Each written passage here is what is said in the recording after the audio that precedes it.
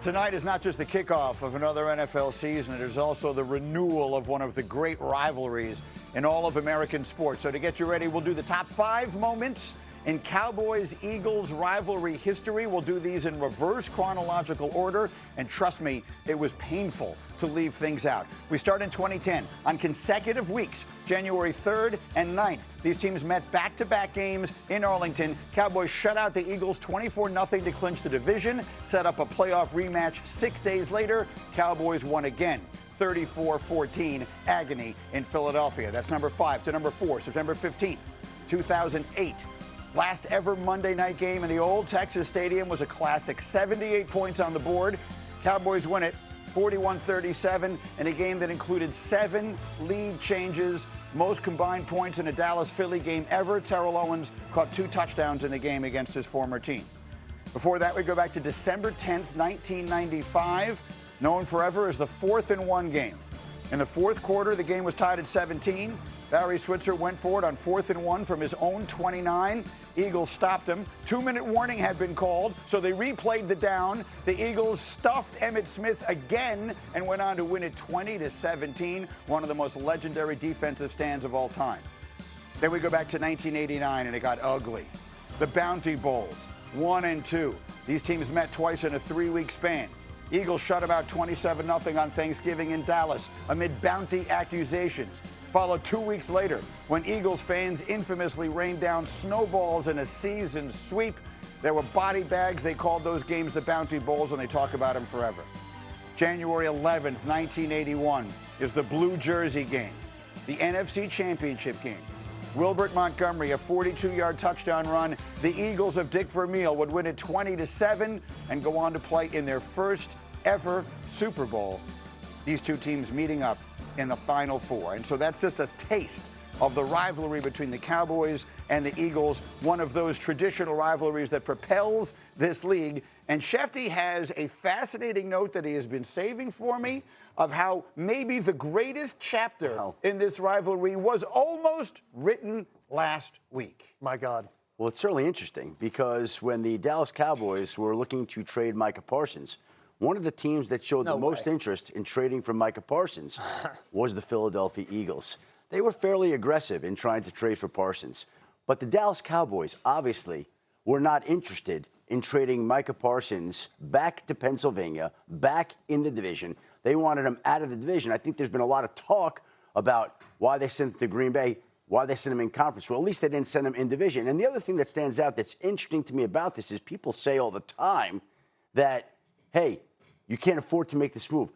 There's not a lot of teams that have less cash, less cap space than the Philadelphia Eagles, and yet they were trying to figure out a way, and would have figured out a way, to get Micah Parsons under their cap if Dallas was willing to trade him to the Eagles, which they weren't, but the Eagles certainly made an effort. I love Howie Roseman. I mean, the gonads on that guy to go and call it an division rival and be like, hey, guys, what do you think? I know, listen, generational talent, but we got to get this guy. And for him to try to go and do that after I saw what he did with the A.J. Brown trade with my Titans, I mean, he's goated. Howie Roseman generally manages his football team like it's a fantasy football team, and yet he manages to make it work. All the other teams talk about why they can't do this and can't get that and can't make this cap decision, and he just drafts the best players regardless of the questions, and he signs the best players, and that's why the Eagles are the best team. They kick that off tonight. And Schefty, let's talk a little bit about the way they're approaching this. I want to play the sound bites again.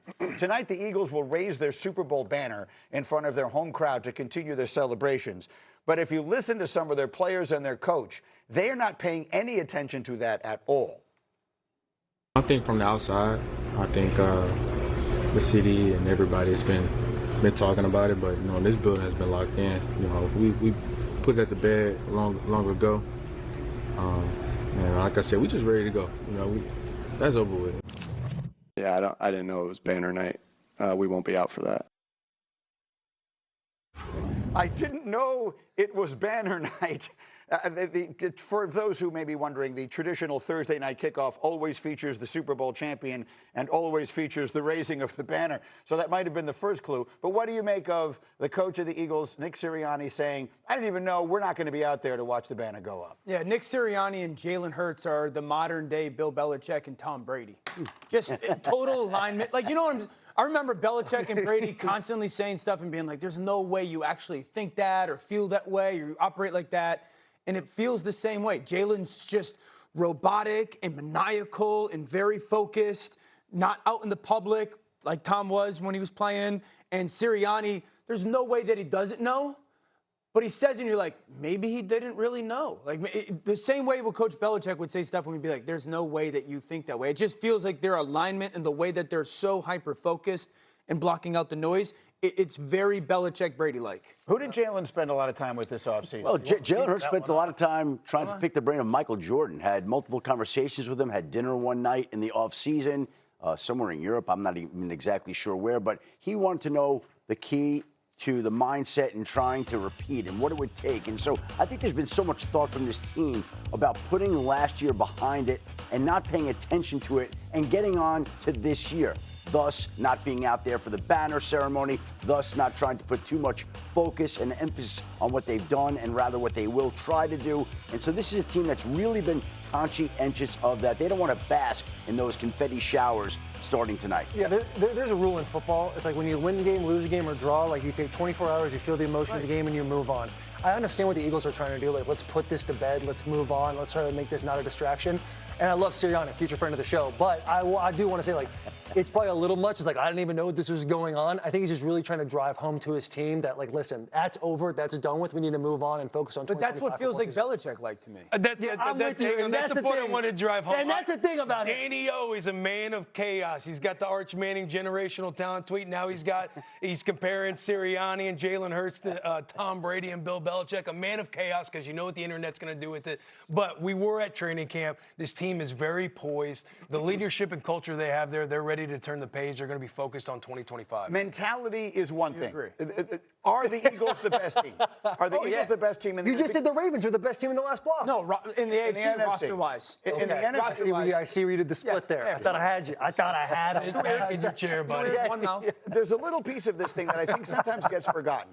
And our buddy Brian Windhorst always says winning the championship means never having to say you're sorry. It changes all of the dynamics. But this is not an Eagles team that last year had a fully smooth ride. This was the season of Jalen Hurts in the passing game that we were measuring in feet at one point. Yeah. This was A.J. Brown reading a book on the sideline. There was legitimate conversation about Nick Sirianni's job security. The Detroit Lions were the best team in the NFC all of last year until they were completely dismantled by injury on defense. So with that in mind, again, it's easy to remember how it ended. I ask again, are the Eagles clearly the best team in the NFC going into the season? Yes, and they have the quarterback that you have to go through when it matters, win or go home the most. If anybody can say whatever they want about Jalen Hurts, and yes, there were struggles in their pass game last year.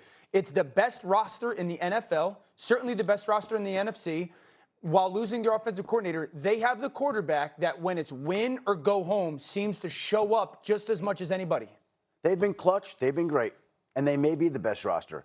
But they do have question marks going into the season. You mentioned the offensive coordinator. We talked about the cornerback position. Totally. Losing Darius Slay. We don't know exactly how Adoree Jackson is going to hold up. There's some questions about the secondary. There's some questions about the pass rush. Yes. All the talent they lost up front. So as good as they are, and they are really, really good, we have to see some questions answered tonight. What is the stat? 21 straight years without a repeat champion in the NFC East. That is correct. So the odds, the history tells us it's not going to be the Eagles this year, but those streaks are also meant to be broken. Let's play a game of Believe It or Not. Hey, Taylor Lewan. Yes, sir. If I said to you Cam Ward and the Titans are going to stun the Broncos this weekend, do you believe it or not? This is Heartbreak Hotel for me to say to all my Titan fans out there. I do not believe it. Something about being a Mile High Stadium in September. Please don't do that, Will.